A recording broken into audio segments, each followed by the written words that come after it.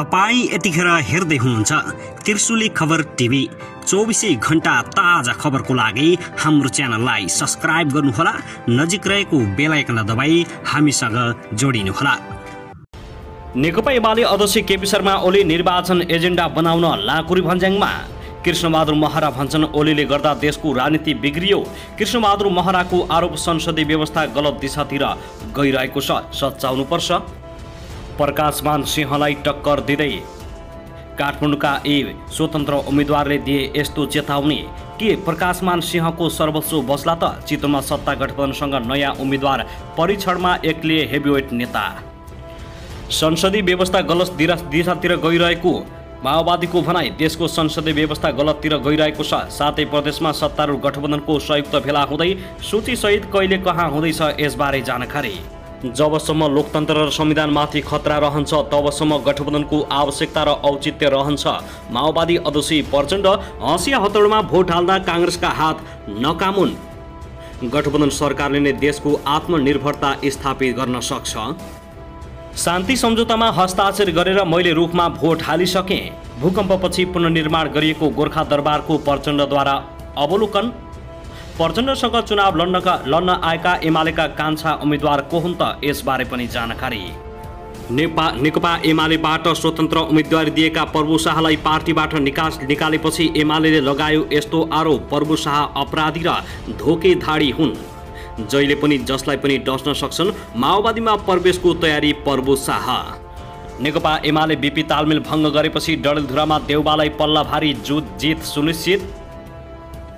रूपन्देहीमा भौतिकसँगै मानवीय विकासमा केन्द्रित रहन्छौँ विष्णु पौडेलको दाबी। एमाले अध्यक्ष ओलीको यस्तो घोषणाले हजारौं माओवादी कार्यकर्ता एमालेमा। अब हेर्नुहोस् पुरा समाचार।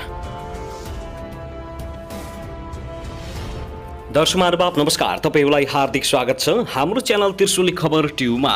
यदि हाम्रो च्यानललाई अहिलेसम्म सब्स्क्राइब गर्नुभएको छैन भने सब्स्क्राइब गरी नजिक रहेको बेल आइकनलाई दबाई हामीसँग जोडिनुहोला। दर्शक महानुभाव फेरि पनि हामी तपाईहरुमाझ निकै महत्त्वपूर्ण खबरका साथ उपस्थित भइसकेका छौं। यो भिडियोलाई अन्तिमसम्म हेरी हामीले साथ दिनुहोला। दर्शक महानुभाव हाम्रो मेहनतको लागि एउटा सानो लाइक गर्न भनी नभुल्नुहोला। कहाँदै हेर्दै हुनुहुन्छ के भन्न चाहनुहुन्छ तपाईको मनमा लागेका प्रतिक्रिया कमेन्ट बक्समा छोड्न नभुल्नुहोला। दर्शकबिन के तपाईँ हाम्रो च्यानलमा नियमित श्रोता हुनुहुन्छ? यदि नियमित हुनुहुन्छ भने तल कमेन्ट बक्समा नियमित अथवा रेगुलर लेख्नुहोस्। नयाँ हुनुहुन्छ भने सब्स्क्राइब गरी जोडिनुहोस् ताकि नयाँ अपडेटका साथ हामी तपाईहरुमा झरपल उपस्थित हुने गर्दछौँ। हाम्रा अपडेटहरू तपाईहरूलाई के कस्तो लागिरहेका छन् सल्लाह सुझाव प्रतिक्रिया कमेन्ट बक्समा छोड्न नभुल्नुहोला। दर्शक महानुभाव आउनुहोस् अब पहिलो खबरतर्फ लागौं। नेकपा माओवादी केन्द्रका उपाध्यक्ष कृष्णबहादुर महराले नेपालको संसदीय व्यवस्था गलत दिशातिर गइरहेको गुनासो गरेका छन्। आज शनिबार माओवादी केन्द्र, नेपाली काङ्ग्रेस रामेछाप जिल्ला काठमाडौँ सम्पर्क समन्वय समितिको संयुक्त कार्यक्रममा उनले संसदीय व्यवस्था जनताको समृद्धि गर्ने, जनताको सम्पन्नतालाई पूरा गर्ने दिशातिर जानुपर्नेमा अन्त कतै गइरहेको छ कि भन्दै प्रश्न गरेका छन्। महराले नेपाल आर्थिक रूपमा बिस्तारै कमजोर बनिरहेको पनि बताएका छन्। उनले नेपालको व्यवस्थाप्रति समेत नकारात्मकता आउन थालेको उल्लेख गर्दै देशको व्यवस्था नकारात्मकतिर जानुनमा तत्कालीन नेकपा एमालेको सरकार र केपी ओली दोषी रहेको आरोप लगाएका छन्।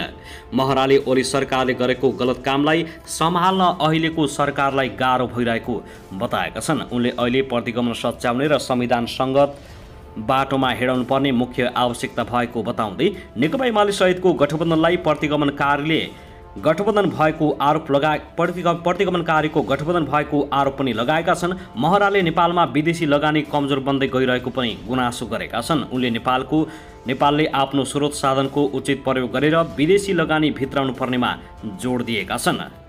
नेता महराले अहिले देशलाई समृद्धको दिशामा लैजान आवश्यक रहेको र देशको स्रोत साधनलाई प्रयोग गर्न सके देशको समृद्धि निश्चित रहेको उनको भनाइ छ। उनले प्रतिगमनकारी शक्तिहरू अहिले पनि सलबलाइरहेको भन्दै प्रतिगमनलाई परास्त गर्न गठबन्धन अहिले पनि उत्तिकै आवश्यक रहेको र चुनावपछि पनि गठबन्धन कायमी रहने ठकुवा गरेका छन्। साथै यता भने नेपाली कांग्रेसका प्रवक्ता डा प्रकाश शरण महतले गठबन्धनको सरकारले नै देशमा आत्मनिर्भरता स्थापित गर्न सक्ने दाबी गरेका छन्। आज शनिबार राजधानीमा आयोजित एक कार्यक्रमलाई सम्बोधन गर्दै प्रवक्ता महतले गठबन्धन सरकारले नै देशमा पर्यावरण मैत्री अर्थतन्त्रलाई अगाडि बढाउने बताएका हुन्। उनले देशमा विद्युत उत्पादनलाई व्यापक वृद्धि गरी निर्यात र खपत बढाउने, परिनिर्भरतालाई समाप्त गर्ने, विद्युतमा आधारित ट्रान्सपोर्टेसन सिस्टम सञ्चालन गरी पेट्रोलियम पदार्थको आयात घटाउने, देशभित्रै उद्योग व्यवसाय बढाउने, पर्यटन प्रबन्धन देशभर गर्ने काम गठबन्धनबाटै सम्भव रहेको जिकिर गरेका छन्। उनले देशमा समृद्धको विकल्प नरहेको भन्दै नेपाली युवाहरू देशभित्रै रोजगारी प्राप्त गर्ने अवसर सिर्जना गर्नुपर्ने पहिलो आवश्यक भएको औलाएका छन्। रोजगारीको लागि वैदेशिक निर्भरताको अन्त्य गरी समृद्धिका लागि लगानी बढाउन, लगानीको लागि लगानी मैत्री वातावरण निर्माण गर्न आवश्यक भएको उनको भनाइ छ। उनले आगामी निर्वाचनमा गठबन्धनले जिते मात्रै देशले लय समात्ने दाबी गरेका छन्। उनले भने देशमा अब समृद्धको विकल्प छैन।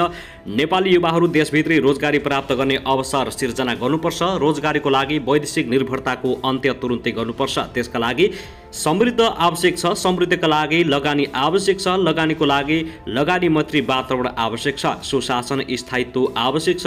त्यसका लागि गठबन्धनको बाटोमा हामी छौँ। यसले लय पनि समातेको छ। गठबन्धनमा रहेर हामीले निर्वाचन जित्यौँ भने देशले पक्कै पनि राम्रो काम गर्नेछ। उनले पूर्व प्रधानमन्त्री केपी शर्मा ओलीको स्वच्छाचारिताले देश अस्थिरतातर्फ धकेलिएको आरोप लगाएका छन्। गठबन्धनको मूल लक्ष्य प्रतिगमनको दिशामा देशलाई लैजाने प्रयासलाई रोक्ने र संविधानको रक्षा गर्ने भएको बताएका छन्। दर्शक महानुभाव, त्यसैगरी नेकपा माओवादी केन्द्रका अध्यक्ष तथा गोर्खा 2 का उम्मेद्वार पुष्पकमल दाहाल प्रचण्डले संविधान, लोकतन्त्र र परिवर्तन रक्षाका लागि बनाइएको गठबन्धन भएकाले लोकतन्त्र र संविधानमाथि खतरा रहेसम्म गठबन्धनको आवश्यकता र औचित्य पनि रहिरहने बताएका छन्। शनिबार गोर्खामा आयोजित उम्मेद्वारको परिचयात्मक तथा अगुवा कार्यकर्ता अभिमुखीकरण कार्यक्रमलाई सम्बोधन गर्दै उनले संविधानको रक्षा, राजनीतिक स्थायित्व र समृद्धिको निम्ति गठबन्धन राष्ट्रको निम्ति गठबन्धन भन्दै आफूहरूले गठबन्धन निर्माण गरेको बताएका हुन्। यो निर्वाचनका लागि बनाइएको गठबन्धन थिएन। उनले तत्कालीन प्रधानमन्त्री केपी शर्मा ओलीले गरेको 2 पटकको प्रतिनिधि सभा विघटनप्रति लक्षित गर्दै भने संविधान घोषणा भएको केही वर्ष नबित्दै त्यही संविधानमाथि प्रहार गर्ने, त्यही लोकतन्त्र जो सबै मूलभूत राजनीतिक शक्तिहरू मिलेर ल्याएको लोकतन्त्रमाथि प्रहार गर्ने र देशलाई फेरि निरङ्कुशता र अराजकतिर धकेल्ने दुस्साहस भयो। त्यस किसिमको दुष्प्रयासको विरुद्धमा आफूहरू सडकमा जानुपर्ने अवस्था सिर्जना भएको र आफूहरू सडकमा गएर सफल पनि भएको दाबी गरेका छन्। साथै प्रचण्डले अब पनि नेपाली कांग्रेसका कार्यकर्ताहरूले हँसिया हतौडामा भोट हाल्दा हात कमाइराख्नु ठिक नहुने बताएका छन्। उनले भने यो खाली गोर्खाका लागि मात्रै होइन, नेपालकै राजनीति र आर्थिक विकासका लागि पनि गठबन्धन हो। म यहाँबाट निर्वाचित भइसकेपछि के गर्ने भन्ने खाका स्पष्ट भएका छन्। मैले यहाँ आउँदा निकै खुसी र गर्वको महसुस गरेको छु। राजनीति र भावनात्मक सम्बन्ध सुदृढ गर्न केही देखाउनु पर्ने भएको छ। उनले अझै पनि केही काङ्ग्रेसीहरूलाई हँसिया हतौडामा भोट हाल्नु पर्ने कुराले चिन्तित बनाएको भन्दै शान्ति सम्झौता सम्झाएका छन्। कसरी रुखमा भोट हाल्ने भन्ने एक थरी साथीहरूलाई भएको छ, अर्कोतिर हँसिया हतौडामा भोट हाल्ने भन्ने भएको छ। दर्शक महानुभाव, त्यसैगरी नेकपा एमालेका अध्यक्ष केपी शर्मा ओली मङ्सिर 4 गते हुने प्रतिनिधि तथा प्रदेशसभा निर्वाचनका लागि पार्टीको घोषणा पत्र लेख्न ललितपुरको लाकुरी भन्ज्याङ पुगेका छन्। शनिबार उनी केही नेताहरूसहित लाकुरी भन्ज्याङ स्थित द टेरेसेस रिसोर्टमा पुगेका हुन्। ओलीले त्यहाँ घोषणा पत्र तयारीका क्रममा प्राप्त सुझावहरूको अध्ययन, विश्लेषण र मस्यौदा लेखनको काम गरेको उनको सचिवालयले जानकारी दिएको छ। त्यसगरी यता पनि सत्तारूढ गठबन्धनले 7वटै प्रदेशहरूमा संयुक्त नेता कार्यकर्ता फेला गर्ने भएको छ।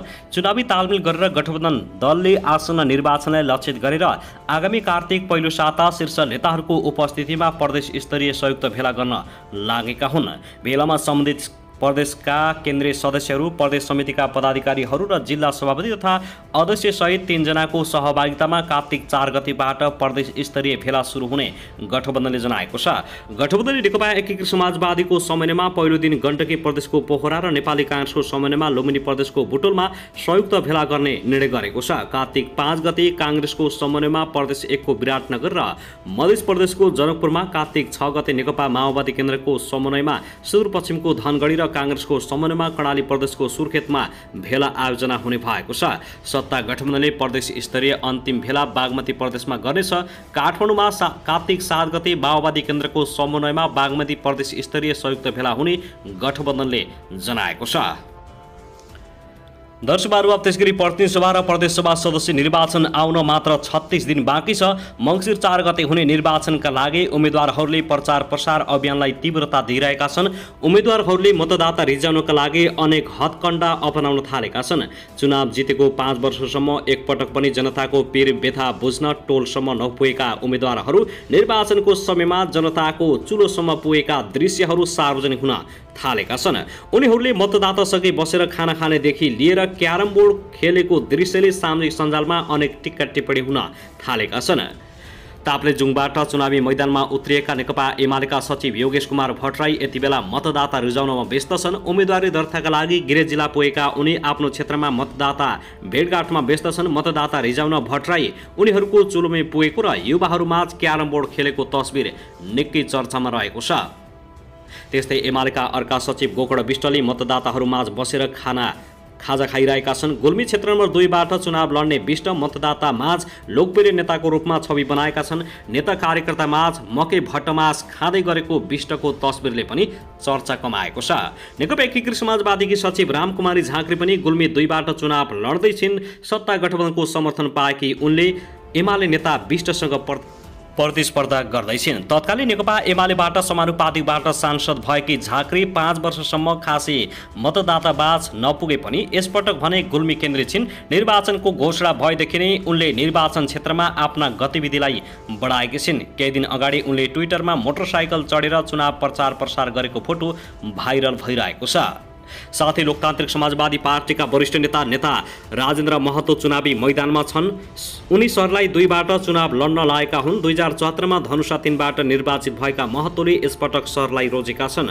उनी चुनावी अभियानमा व्यस्त छन्। महतो आफ्ना निर्वाचनका सबै मतदातामाझ पुग्ने कोसिस गरिरहेका छन्। महतोले खोला तरेको फोटो यति बेला भाइरल भइरहेको छ। निर्वाचन जितेपछि सत्ता भागवण्डामा व्यस्त हुने दलहरूका यस्ता कामबाट मतदाता वाक्क भइसकेका छन्। आफ्ना क्षेत्रका समस्या समाधानका लागि नेताहरूलाई निर्वाचन जिताएर पठाए पनि काम नगर्ने प्रवृत्तिका कारण मतदाताहरू निकै आक्रोशित पनि भएका छन्।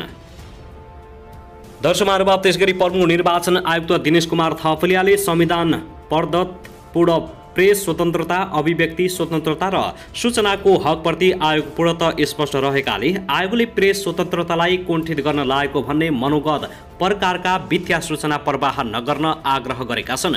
निर्वाचन आयोगले मङ्सिर 4 गते हुने प्रतिनिधि सभा र प्रदेशसभा सदस्यको निर्वाचनका लागि आजदेखि सञ्चालनमा ल्याएको निर्वाचन बुलेटिन र कल सेन्टरको शुभारम्भ कार्यक्रममा प्रमुख आयुक्त थपलियाले आयोग आफ्नो संवैधानिक दायित्व, प्रेस स्वतन्त्रताको हक र सम्बन्धित निकायको जिम्मेवारीप्रति आफूहरू स्पष्ट रहेको बताएका छन्। उनले सञ्चार माध्यमका अन्तर्राष्ट्रिय मूल्य र मान्यताप्रति आयोगले सधैँ सम्मान गर्ने र आयोगका औपचारिक दस्तावेजमा निर्वाचनको वातावरण र यसलाई स्वच्छ, निष्पक्ष र भयरहित वातावरणमा सम्पन्न गराउन आम सञ्चार माध्यमको महत्त्वपूर्ण भूमिका रहेको स्पष्ट पारेका छन्।